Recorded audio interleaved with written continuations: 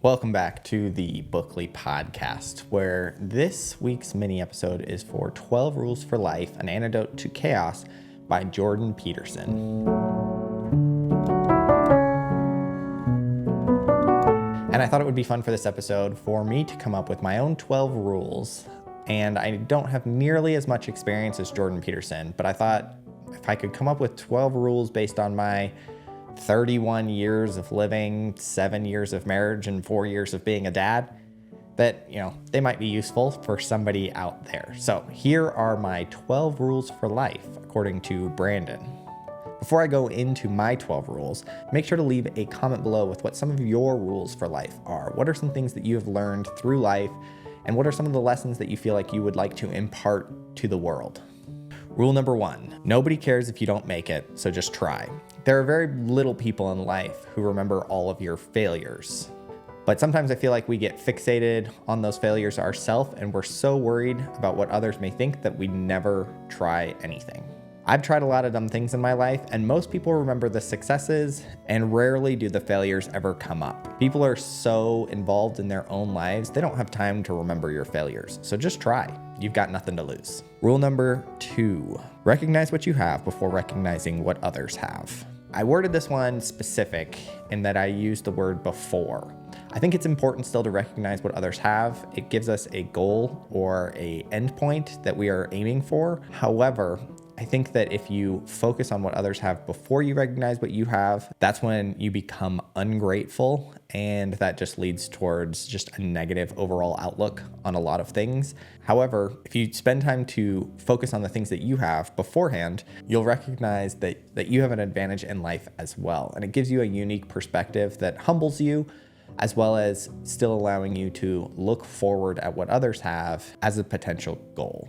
Rule number 3, prioritize family over following. And with this rule, I don't just mean Instagram following, social media following, YouTube following. I have seen a lot of people who prioritize followings that are even not counted on social media, whether that be a community that takes precedent over family, whether that is a church that takes precedent over family, or whether that's a sports team or group of friends that take precedent over family. Family should come first. It is the building block of our society, and family should be at the center of your priority, and then everything should move outward from there. You can still have your friends, your family, your community, your church, your social media, and all of the things that you would like to have. However, family should be at the center of your priorities. Rule number 4, learn to think, not just remember. Our education system has kind of done us dirty on this one, in my opinion. It's kind of taught us this backwards. In history class, we all had to remember dates, times, people, places, and then just regurgitate that information. However, more important than just regurgitating information is the ability to critically think about what that information means. And so as individuals, we need to learn to think and not just to remember. In the case of history, that means not just remembering the times, the dates, the places, the people, but rather to think about the consequences of those events, as well as how to improve history based on what we have learned. Number 5, control what you can and forget the rest. This has to do with your sphere of influence. So there are only so many things that you can control in any given day. And a lot of times we spend time worrying about the things that are outside of our control. So we spend time worrying about things as absurd as the weather, when in actuality, all we can control is ourselves and our reactions to things. So I think a lot of anxiety nowadays is derived from this constant worry of worrying about things that we have absolutely no control over. Because worrying about things that you don't have any control over is a never-ending problem. It's a solution that cannot be solved, and so your anxiety will continue to exist as long as that event exists. Rule number 6, create art or at least learn to enjoy it. This was something that I learned a little bit later in life, and I think as human beings, one of the things that separates us from others is our need or our internal programming to create. As humans, we just are very creative beings. We create technology, we create housing, we create communities, we create relationships outside of just our familiar relationships. We create all over. And I think a lot of people have moved from a creative being into a consumptive being, meaning that they just consume constantly. They're consuming other people's creativity. And in doing that, you're moving away from what humans genetically, biologically, spiritually, whatever you believe are, which is a creative person. And so I believe that everybody needs to create in some fashion. And that could be anything from art, music, TV, gardening, interior design, cooking. There are tons of ways in which humans create, but everybody just needs to do something.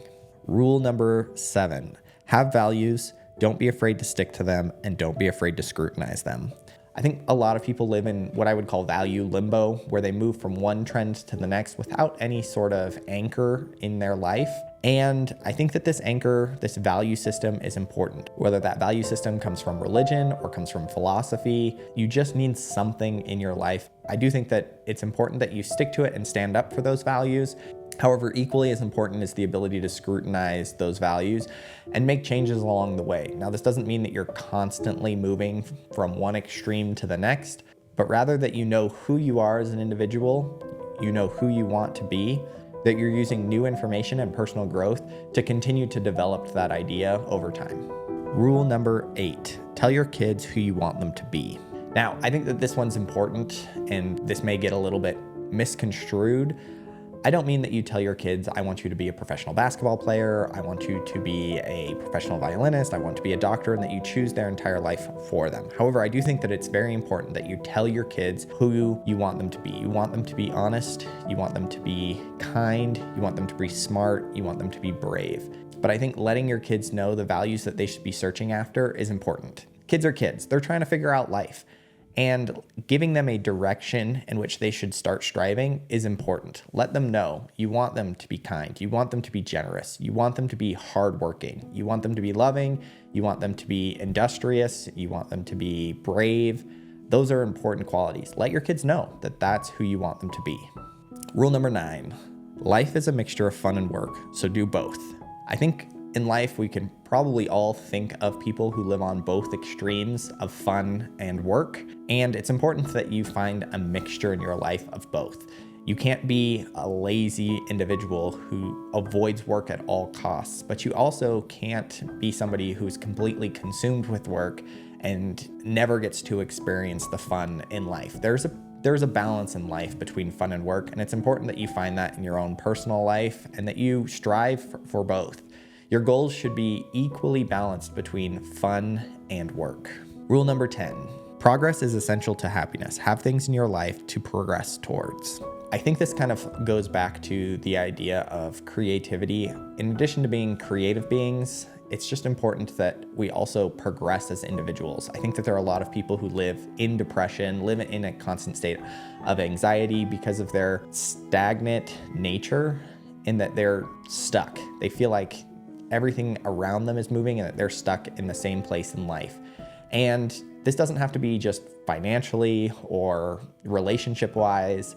Some sort of progress is important in your life at all times, whether that's a new hobby, whether that's athletics. For me, the past couple of years, that's been jujitsu. It's been really fun to see the progression. For others, that's cooking, reading. It could be your work life. It could be financially incentive. However, whatever it is in your life, make sure that you have something that you are progressing in. Progress is important to happiness. It keeps you from feeling stuck, and being stuck is a major part of feeling depressed and hopeless. Rule number 11, laugh at yourself and with others. Sometimes we take the world a little bit too serious. You can watch the news, you can get on YouTube, you can get on Instagram, and everything just seems so helpless. It's important to just laugh, to learn to laugh. They say that laughter is the best medicine, and while I don't know that it's the best medicine, it is a form of medicine. There have been tons of studies done that show that laughing can actually decrease anxiety, decrease stress hormones, reduce artery inflammation, and increase HDL. It can actually strengthen your immune system, boost your mood, and actually diminish physical pain. So laughing's important. Laughing's important to just your overall health. Learn to take life not so seriously. The first place that you should start is laughing at yourself. Everybody should have a healthy sense of humor about yourself and the things in your life. And then after that, learn to laugh with others. Surround yourself with people who make you laugh. It's a natural stress reliever and will overall improve your quality of life. Now, rule number 12 for me was a little bit hard to come up with. I really initially only came up with 11 rules, but I'm going to add this 12th rule in there because it has changed my life. And so I want to add it in there because I think that it can change a lot of your lives as well. And that is rule number 12, read more. I think there are so many benefits to reading in general. I think that the knowledge and empathy that you get alone from reading is worth its weight in gold. And I think the ability to concentrate on things for longer than 30 seconds on a TikTok or an Instagram reel is important as well. I think that there are massive benefits to reading. And as a society, I think we just need to become a more well-read, more well-educated society. And I think that that starts with making that a priority in your life.